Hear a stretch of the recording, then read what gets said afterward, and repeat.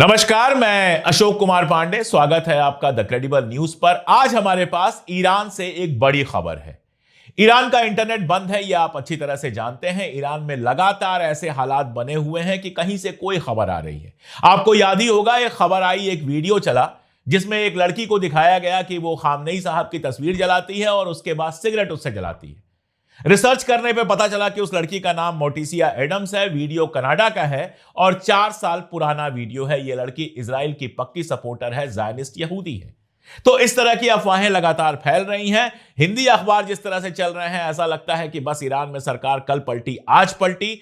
तमाम सारी बातें लगातार मीडिया में फैलाई जा रही हैं। ईरान में इंटरनेट बंद होने की वजह से हम लगातार जो कोशिश कर रहे थे कि ईरान में किसी से संपर्क हो जाए, हमारे तमाम दोस्त हैं वहां पर, वो संपर्क नहीं हो पा रहा था। लेकिन कल रात को जब थोड़ी देर के लिए इंटरनेट खुला तो हमारा संपर्क हुआ जमीर अब्बास साहब से, जो कुम में रहते हैं, ईरान के कुम में रहते हैं। और उनसे हमने इल्तजा की कि एक छोटा सा वीडियो वहां के जो हालात हैं उन पर बनाकर हमको भेज दें, क्योंकि लगातार जो बातें हो रही थी उसमें यह बात कहीं नहीं आ रही थी कि अब इजराइल का मीडिया ही इस बात को मानने लगा है कि वहां पर प्रदर्शन लगातार कम हो रहे हैं।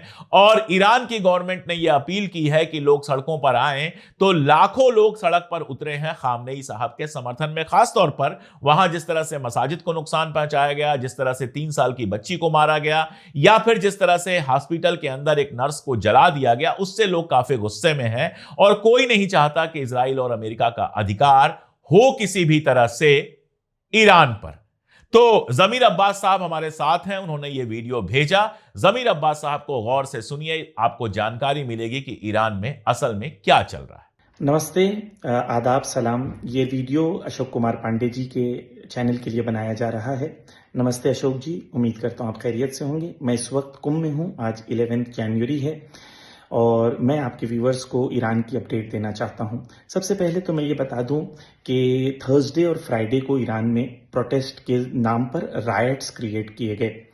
थर्सडे रात को 8 बजे का अनाउंसमेंट था कि लोग जमा होंगे। उस जमा होने के अंदर, प्रोटेस्टर्स के अंदर राइटर्स एंटर हो गए जिनके पास गन्स थे, हैवी गन्स थे।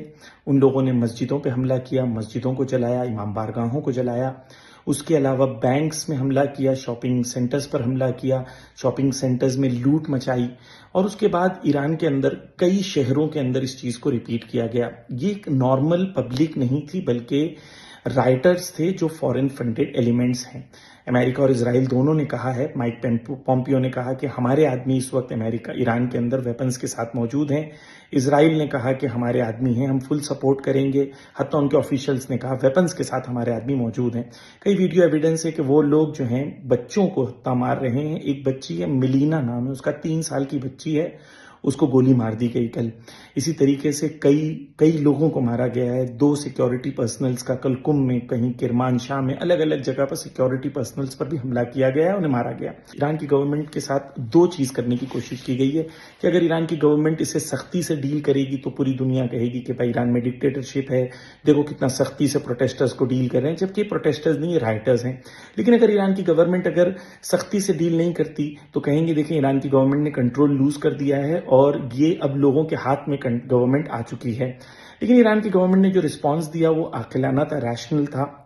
उन लोगों ने ये किया कि कल फ्राइडे प्रेयर्स के बाद पूरे ईरान के अंदर तकरीबन 100 से ज्यादा शहरों में लाखों की तादाद में लोग आए और उन्होंने प्रो गवर्नमेंट प्रोटेस्ट किया। कहा कि हम इकोनॉमिक पॉलिसीज के खिलाफ हैं, हमें प्रॉब्लम्स हैं, लेकिन इसका मतलब ये नहीं है कि राइट्स करे जाएं, आम इंसान को मारा जाए। तो ईरान की गवर्नमेंट इस वक्त कंट्रोल में है। ये मैं आपको पैगाम देना चाहता हूं कि पूरा दिन नॉर्मल होता है। रात को 9 से 11 के बीच में ये लोग आते हैं, 100-200 की टोली होती है, हमला करते हैं। फिर कुछ लोग वीडियोस बनाते हैं और वेस्टर्न चैनल्स को भेजते हैं और वेस्टर्न चैनल्स इस तरीके से बताते हैं कि ईरान में इस वक्त बहुत क्योस है और ईरान की गवर्नमेंट गिरने वाली है। मैं आपसे और तमाम व्यूवर्स से ये रिक्वेस्ट करूंगा कि आप ऑफिशियल न्यूज को देखें और ये वेस्टर्न मीडिया जो पपेट मीडिया है उसको आप फॉलो ना करें। ईरान की गवर्नमेंट इस वक्त बहुत मजबूत है और कोई प्रॉब्लम नहीं है। इंटरनेट कट है 3 दिन से, कुछ मीडिया ऑर्गेनाइजेशंस के पास अवेलेबल है। उसका रीजन ये है कि मीडिया ऑर्गेनाइजेशन ये इंटरनेट के जरिए से राइटर्स एक दूसरे से कम्युनिकेट कर रहे थे और उसके जरिए से राइट्स कर रहे थे। जैसे कि मैंने कहा 25 से ज्यादा मॉस्क में हमला किया गया, उनको जला दिया गया, इमाम, और कई जगह पर हमला किया गया। अवाम की प्रॉपर्टीज को नुकसान पहुंचाया गया। 14 से ज्यादा बसेस जलाए गए एक ही जगह पर। इसी तरीके से हत्ता जो फायर ब्रिगेड्स बुझाने जा रही थी, उनके फायर ब्रिगेड्स पर हमला किया गया, फायर ब्रिगेड्स के ऑफिशियल्स को मारा गया। तो ये राइटर्स हैं जो ईरान में क्योस करना चाहते हैं। मैं आपको सिर्फ इतना इत्मीनान देना चाहता हूं कि ईरान में 9 करोड़ की आबादी है, जिसमें 2 करोड़ से ज्यादा ऑफिशियल ईरान में बसीज हैं। इनका कुछ नहीं हो सकता। ये कुछ 100 प्रोटेस्टर्स आके चाहते हैं कि ईरान की गवर्नमेंट को गिरा दें, ये इनके ख्वाब हैं। ये भी एक चीज आपको बता दूं कि पहले जिस तरीके से ईरान में था कि इजराइल ने चाहता कि पहले वो हमला करेगा और बाद में ईरान में प्रोटेस्ट होगा, ये उसका रिवर्स उन लोग करना चाह रहे हैं कि पहले प्रोटेस्ट ऑर्गेनाइज करके ईरान में क्योस क्रिएट करके फिर हमला करना चाहते हैं।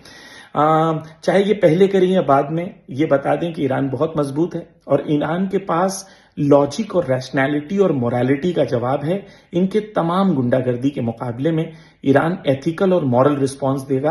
कल ईरान में एक प्रोटेस्ट ऑर्गेनाइज है, तकरीबन 2:30 बजे ईरान के टाइम पर। पूरे ईरान के अंदर पब्लिक रास्ते पे आएगी और आके कहेगी कि हम ईरान की गवर्नमेंट के साथ हैं और राइटर्स के खिलाफ हैं और इजराइल और अमेरिका की पॉलिसीज के खिलाफ हैं।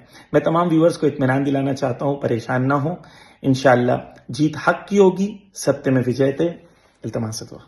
तो आपने सुना जमीर अब्बास साहब को, वो साफ साफ बता रहे हैं कि हालात लगातार नॉर्मल है। एक सीसीटीवी फुटेज जारी किया ईरान से जारी हुआ है, जिसको देखकर समझ में आ रहा है ये सीसीटीवी फुटेज दरअसल सड़कों का है, तेहरान की और दूसरे जो वहां के शहर हैं उन सड़कों का है। और ये बता रहा है कि वहां पर जो हालात हैं वो बिल्कुल नॉर्मलिसी की तरफ बढ़ रहे हैं।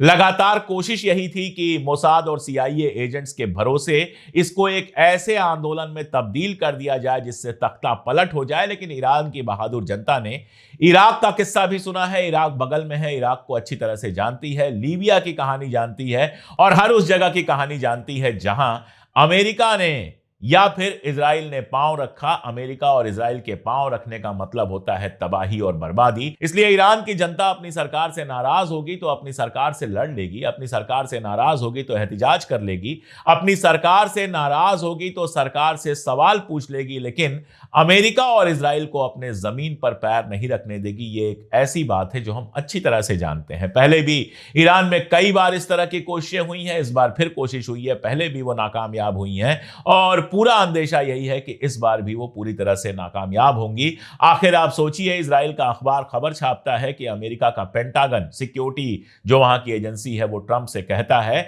कि हम जंग के लिए तैयार नहीं हैं, अगर ईरान से जंग करनी है तो काफी वक्त लगेगा तैयारी में। इजराइल रशिया को मैसेज भेजता है कि भाई ईरान से कहिए कि हम कोई हमला नहीं कर रहे हैं, प्लीज हमारे ऊपर अटैक ना करे। ईरान जारी करता है तस्वीरें कि हम बिल्कुल जंग के लिए तैयार हैं और ट्रंप बयान देता है कि नहीं नहीं हम तो ईरान से बातचीत करेंगे। तो मामला काफी पेचीदा है लेकिन काफी इंटरेस्टिंग है। हम लगातार अपडेट कर रहे हैं। जमीर साहब का बहुत बहुत शुक्रिया कि उन्होंने ये वीडियो भेजा और आप लोग जो देख रहे हैं इस वीडियो को, इस सच को जरा दूर तक पहुंचाइए, अपने रिश्तेदारों तक भेजिए, अपने दोस्तों तक भेजिए, व्हाट्सएप ग्रुप में भेजिए, हमारी ताकत बनिए। चैनल को सब्सक्राइब कर लीजिए, अगर मुमकिन हो तो चैनल को 3 रुपए रोज से भी कम पर आप ज्वाइन कर सकते हैं। जो स्क्रीन पर आपको एक कोड दिख रहा है उसको आप स्कैन कर सकते हैं या फिर ज्वाइन का बटन दबा सकते हैं वीडियो के ठीक नीचे। और ये दोनों अगर आपसे ना हो पा रहे हो तो हमने सीधे लिंक दे दिए हैं डिस्क्रिप्शन में भी और कमेंट में भी, जिसको क्लिक करके आप हमारा चैनल ज्वाइन कर सकते हैं। आप हमसे जुड़ते हैं तो हमें वो ताकत मिलती है कि बिना डरे बिना झुके हम सच कह सकें।